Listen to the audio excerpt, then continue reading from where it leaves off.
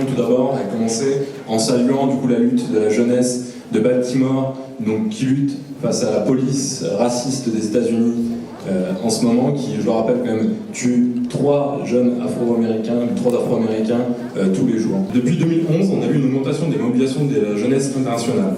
Quand le capitalisme passe à l'offensive, il rage tout sur son passage, que ce soit les emplois, les familles, en passant du coup par l'écologie et le service public. La jeunesse est la première touchée en général par ces réformes du capital, mais elle est aussi la première à se révolter et à dire non. Ce que revendique de ce qu'a fait notre génération jusqu'à présent, c'est la jeunesse qui déferle dans les rues en Tunisie, qui occupe les places en Égypte, en Grèce, en Espagne, en Turquie, au Mexique et au Québec. Les dirigeants, ils ont bien compris qu'en fait, on en a un ras-le-bol général, et du coup, ils utilisent tous les moyens institutionnels possibles pour nous faire baisser la tête et théoriser ceux qu'on pourrait inspirer. Il suffit de regarder les 43 étudiants mexicains d'Ayotzinapa enlevés et probablement tués par la police et les trafiquants au Mexique. En France, Toulouse, c'est un petit peu de laboratoire au gouvernement, avec des interdictions de manifestations. Il y a eu 54 inculpations et 54 condamnations juste pour avoir participé à des manifestations. L'interdiction de meetings, notamment pour la Palestine, et la fermeture de locaux syndicaux. Voilà, une attaque de plus du coup, pour le camp des travailleurs. Tout ça s'inscrit dans la continuité de la politique du gouvernement. On le voit avec la loi sur l'enseignement et la morale à l'école. Ces deux lois permettent en fait, sous couvert d'un républicanisme laïque suite aux attentats de janvier, à un flicage de masse, notamment de la population issue de l'immigration. La loi Macron, qui est passée par le 49.3 et l'intensification de la répression syndicale, notamment notre camarade Yann en est témoin, fait partie de cette continuité du politique gouvernemental qui vise à casser le camp des travailleurs.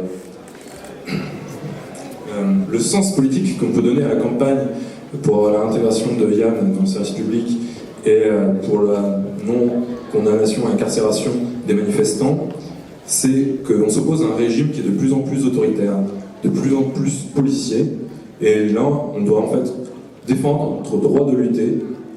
Ça sert aussi à défendre les centaines de milliers de jeunes qui contestent le système pourri dans lequel on vit et qui se retrouvent devant la police et la justice corrompue. La justice qui n'hésite pas un seul instant à se servir de nous comme de chars à canon, avec leurs flashballs, leurs armes de guerre, de tuer des manifestants. La justice, elle, couvre ces faits-là.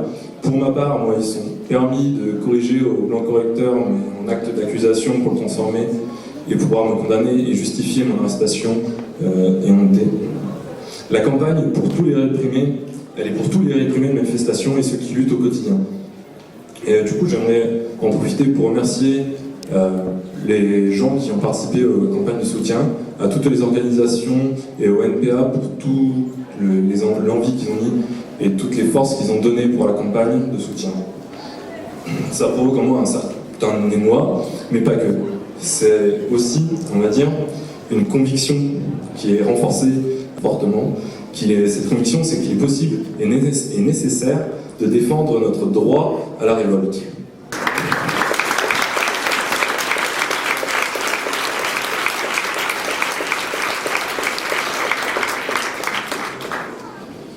C'est pas seulement pour ne pas qu'un jeune aille en prison pour avoir manifesté, c'est pas pour ça qu'on fait des grèves, c'est pas pour ça qu'en fait on occupe nos lieux d'études et nos lieux de travail, mais c'est surtout parce qu'on sait qu'il est possible de débarrasser le monde de l'exploitation et de l'oppression.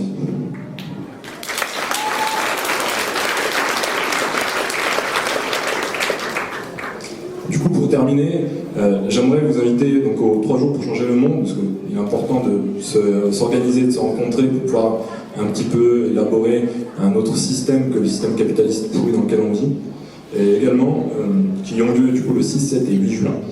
Et je vous invite aussi à la rencontre internationale des jeunes, car il est extrêmement important aussi de parler de nos luttes internationales et de comment s'organiser internationalement, parce que le capitalisme c'est un système mondial et international, et la révolution ne passera aussi que par une lutte et une révolution internationale, qui aura lieu du coup fin juillet en Belgique.